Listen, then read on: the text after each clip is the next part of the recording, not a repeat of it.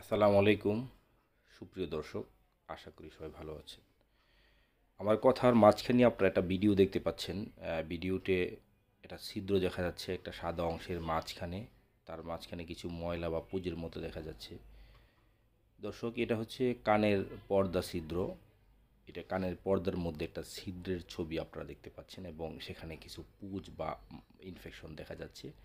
অনেকেই এমন রয়েছে বা অনেকেরই এমন আছে যে প্রায়ই ঠান্ডা লাগলে কান দিয়ে পুঁজ পানি আসে, অথবা কান যদি কটন বাড দিয়ে পরিষ্কার করতে যাই সেখানে আঠার মতো কিছু জিনিস বের হয় এবং প্রায়ই কানটা চুলকায় এবং চুলকানোর কারণে ওনারা বারবার কটন বাড দেয়।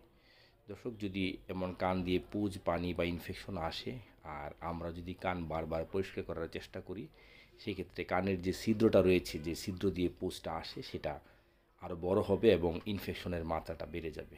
এবং যদি কানের এই ময়লার মধ্যে কোনো দুর্গন্ধ থাকে, তখন আমরা বুঝে নিব যে এটা কানের যে হাড্ডি রয়েছে সেখানেও ইনফেকশনটা ছড়িয়ে পড়েছে, যা মস্তিষ্কের খুব কাছাকাছি এবং পরবর্তীতে তা মস্তিষ্কে প্রদাহ তৈরি করতে পারে। এই জন্য কানের ইনফেকশন বা কান দিয়ে পুঁজ আসলে ব্যথা না হওয়ার কারণে অনেকেই এটাকে গুরুত্ব দেয় না বা দিনের পর দিন রেখে দেয়। বিশেষ করে বাচ্চাদের ক্ষেত্রে এমনটা হয়ে থাকে, মারা এটাকে গুরুত্ব দেয় না।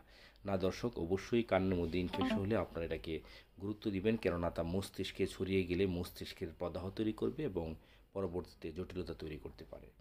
এটার চিকিৎসা হিসাবে ওষুধের মাধ্যমেও সমাধান করা যায় এবং অপারেশনের মাধ্যমেও করা যায়।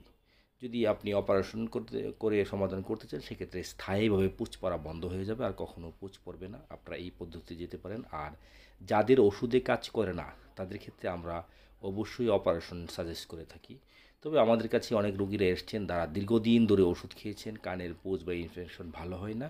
তাদেরকে আমরা ওষুধ দিয়েছি এবং আমরা সঠিকভাবে কান ড্রেসিং বা অরাল টয়লেটিং করেছি, তারা এখন ভালো আছে। এমনকি এমনও হয়েছে যে আপনারা ছবি দেখতে পাচ্ছেন একটা বাবুর, যে ওর প্রায় ৩-৪ মাস ধরে টানা ইনফেকশন বা পুঁজ আসতো। আমরা চিকিৎসার মাধ্যমে ১ সপ্তাহে তার পুঁজ বন্ধ হয়ে গেছে। এই নিয়ে আপনাদের আর কিছু জানা থাকলে আমাদের হটলাইনে জানাবেন। ধন্যবাদ।